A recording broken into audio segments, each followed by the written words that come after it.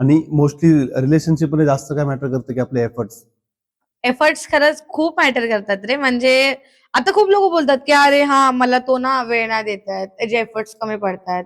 Accept पण कधी कधी काय होतं माहितीये का, जर त्या पर्सनला माहितीये ना की ती माझी किंवा काय काही असेल, तू सांग एखादी गोष्ट भेटत नाही तोपर्यंत किती एफर्ट्स टाकतो आपण. ती भेटलं ते असं असतं की ती माझीच आहे, कुठे जाणार ना, तो शुअर असतो आपल्याला घेऊन.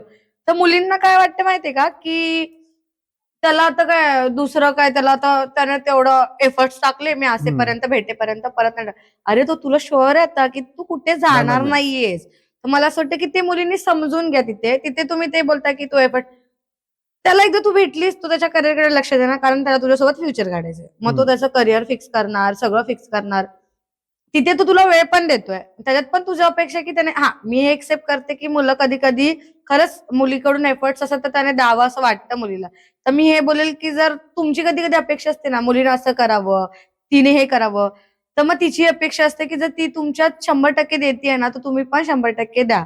आणि एफर्ट्स रिलेशनशिपमध्ये खूप मॅटर करतात. तर मी बोलेल इक्वली एफर्ट्स टाका. इक्वली की